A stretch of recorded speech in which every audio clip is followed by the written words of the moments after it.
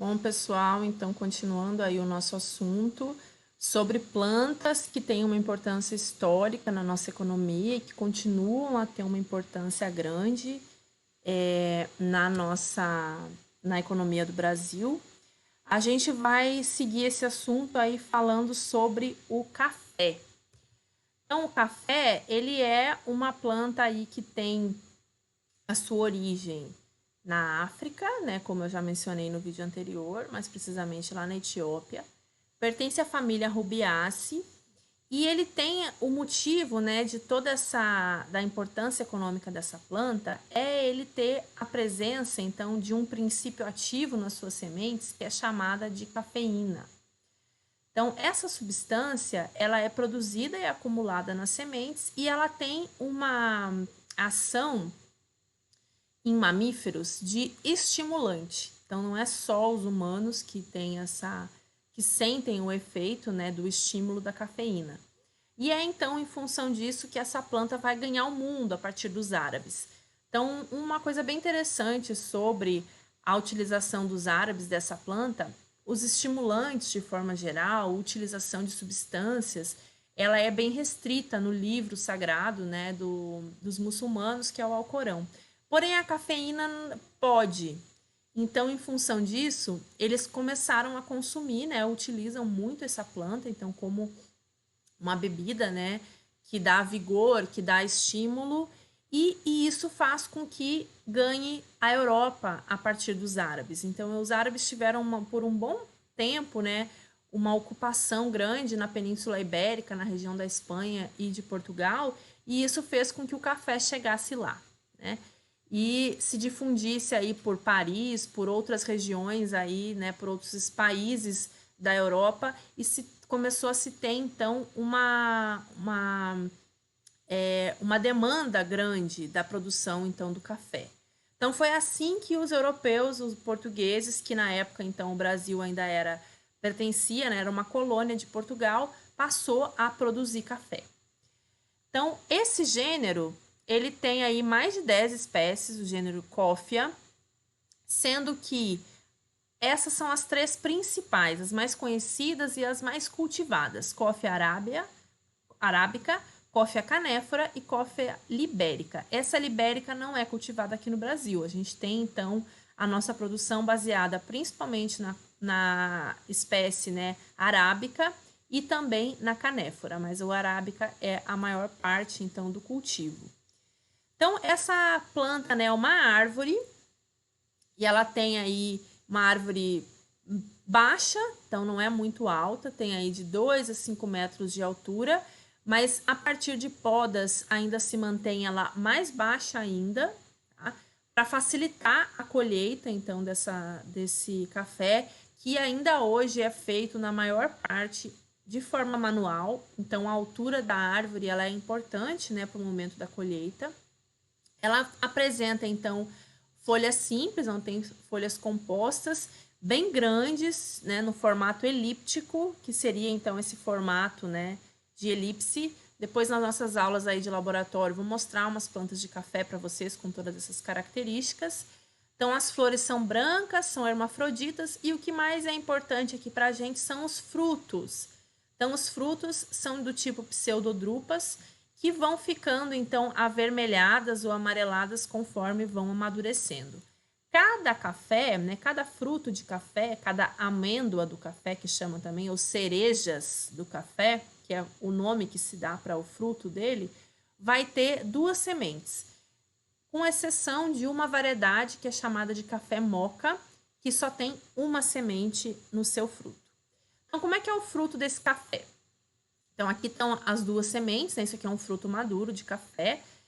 O mesocarpo, que é a polpa desse café. A casca também, que é a chamada exocarpo, é avermelhada. Tem uma camada aqui que é chamada de pergaminho, que é o endocarpo. Nessa figura tá errado aqui, tá, gente? É endocarpo. E as 2 sementes. Então, aqui as sementes ainda não estão torradas. O café tá maduro, mas ele vai passar aí por todo um processo aí para utilização do grão na forma do café, da bebida. Então, algumas coisas interessantes aqui para a gente trazer quando a gente pensa, então, na botânica dessas plantas é qual que é a diferença entre o café arábica e o coffea canéfora, né? Então, as duas principais espécies plantadas no Brasil, de cultivo no Brasil. Então, a coffea arábica, ela é uma espécie que tem na sua genética 4 conjuntos de cromossomos, ela é tetraploide, enquanto a canéfora é diploide. Isso aqui, gente, é justamente em decorrência do processo de domesticação, tá? Então, dentro do processo de domesticação, a gente tem aí várias plantas cultivadas que têm aí muitos conjuntos de cromossomos, né, duplicados muitas vezes. O milho é um caso, né? Então, tem várias aí que vão aparecer várias vezes o mesmo conjunto de cromossomos. E isso faz parte aí do processo de domesticação. Ela tem, então, a sua forma arbustiva ou arábica. A diferença aqui para o canéfora é que ele é um arbusto um pouco maior, mais forte, e é daí que vem esse nome aqui de café robusta. Ele é multicaule, então ele pode então se ramificar aí em vários caules, e isso, se vai deixar isso acontecer ou não, vai depender das podas, então são os tratos culturais e o manejo que é feito a partir dessa árvore. As folhas, então, são mais do arábica, é mais de formato um pouco mais oval do que as do café canéfora, né, do robusta ou conilon, também chamado. Os frutos do arábica podem variar entre o vermelho e o amarelo, enquanto que o canéfora sempre é vermelho. E o período de maturação do fruto também é diferente, então o arábica é um pouco mais curto. De novo, gente, isso aqui, ó, é uma característica também selecionada a partir do processo de domesticação. Como o coffea arábica ele vem sendo, né, domesticado e cultivado há mais tempo que o canéfora, acabou se selecionando também, então, plantas que têm um ciclo mais curto, né, que são mais precoces, em função de que, dessa forma, se colhe mais rápido o produto de interesse, né? Uma outra característica, que isso é o que é mais conhecido de diferença entre esses dois cafés para as pessoas que apreciam, né, que tomam café, é o formato do grão. Então, o arábica ele tem um formato mais ovalado, enquanto que o canéfora tem um formato mais arredondado. Tá aqui, ó. Então, o robusta e o arábica. Então, o arábica com um formato mais ovalado e o robusta um pouco mais arredondado. Então, tem diferenças também na qualidade desses dois cafés. Então, o robusta, ele é um café com baixa acidez, né? Mais tostado, e ele passa um sabor, então, de um café mais forte.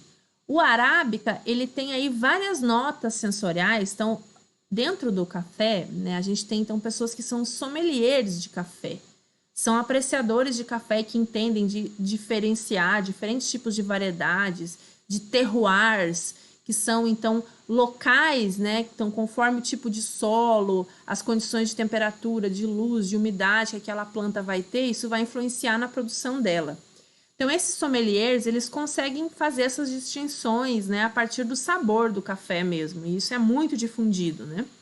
Então, se tem aí um grande mercado, né, a partir disso.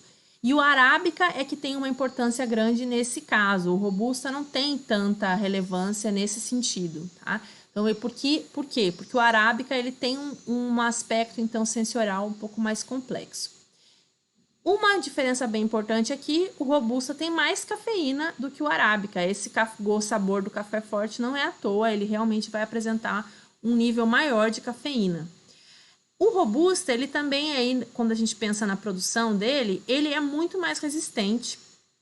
Ele vai aguentar, então, ser produzido em altitudes bem mais baixas. Aqui, ó, nesse outro gráfico, tá mostrando o local, né? O local onde ele tem o seu maior potencial de produção. O arábica, ele é uma planta que tem uma exigência de uma altitude maior para se ter o seu grau máximo de produção. Enquanto que o café robusta, ele produz até a nível do mar. Então, ele não tem uma exigência muito grande de altitude, tá? Enquanto que o arábica vai ter essa exigência aí. O preço dele, então, é muito mais baixo, né, no valor de mercado do que o arábica. O arábica, em função aí de todas essas questões aí do sabor, de ter uma quantidade menor de cafeína, de ser sensorialmente mais complexo, ele é um produto que tem um valor agregado maior e, em função disso, ele é o mais produzido. Tá? Então, não só no Brasil, mas no mundo. Tá? Então, e isso está principalmente relacionado com a parte econômica dele mesmo, né? Porque se a gente for levar em consideração a questão de produção, o robusta ele é muito mais fácil de cultivar. Ele é mais resistente a pragas, ele exige menos cuidados, né? Ele pode ser plantado até a nível do mar, sem aí uma exigência grande aí de altitude. Ele aguenta muito mais calor do que o café arábica, então a temperatura ótima dele aí pode chegar até 30 graus. E além disso, ele tem uma quantidade maior de cafeína no grão. Porém, em função aí do arábica ter um valor agregado maior, ele vai ser muito mais produzido não só no Brasil do que no mundo. Então, produção, ele é uma cultura perene, então a partir do momento que se estabelece essas plantas, não é necessário ficar plantando todo ano, né? Já que é uma árvore, um arbusto. O cultivo se dá a partir de mudas, tem uma temperatura aí que varia conforme a espécie, mas a gente diz que de forma geral ali é uns 20 graus, a temperatura ótima para o café, temperatura média anual, tá, gente? Então ele é maleável sobre o fator da pluviosidade, do quanto que ele precisa de chuva, porém, isso também tem uma variação grande entre o robusta e o arábica, tá? E aí uma coisa interessante sobre o cultivo dessas plantas é que no ambiente de origem dela, né, lá na Etiópia, lá na África, da onde essas plantas vêm, o tipo de ambiente que ela vem é florestal. Não é de uma savana, por exemplo, em que essa planta ficaria a pleno sol no seu ambiente natural. Não, ela é uma planta de subbosque e não uma planta de pleno sol. Porém, por muito tempo e todo o início de cultivo do café aqui no Brasil, ele se deu com desmatamento, em tirar a vegetação original ou de locais, por exemplo, onde se plantava cana-de-açúcar antigamente, né? Se a gente pensar aí no fator histórico, e plantar ele a pleno sol e não sombreado como é a origem dela, né? Então, se tem hoje em dia vários estudos, né, publicações científicas aí, uma série aí de questões incentivando bastante que agora não é necessário só plantar café a pleno sol, é possível se plantar café consorciado com outras plantas, consorciado com outras árvores, num sistema, por exemplo, agroflorestal. E que os cafés obtidos a partir desse tipo de plantio têm uma qualidade muito maior, porque é realmente o ambiente de origem dessa planta. Então, aí, apesar disso, o Brasil ainda é, né, a maior parte dos cultivos do café, ele se dá em monocultivos e a pleno sol. Aquelas 300 mil fazendas de café que eu citei no vídeo anterior, a grande maioria delas se dá por cultivo de café dessa forma aqui. Porém, é possível plantar sim café em ambiente sombreado de subbosque, consorciado com outras plantas. Isso pode ser uma forma muito interessante da gente aliar produção com preservação, com conservação ambiental. Então, indo aí, né, continuando a nossa lista de plantas, vamos falar um pouco agora sobre o algodão. Então, o algodão, ele é uma planta da família Malvaceae, que tem várias espécies de importância econômica que vêm sendo cultivadas, né, domesticadas ao longo aí de milhares de anos pela humanidade, por diferentes povos em diferentes regiões do mundo. A planta, então, que é originária do México, que é o Gossypium hisitum, é a principal espécie cultivada atualmente no mundo, se a gente pensa numa escala, então, mundial e também no Brasil.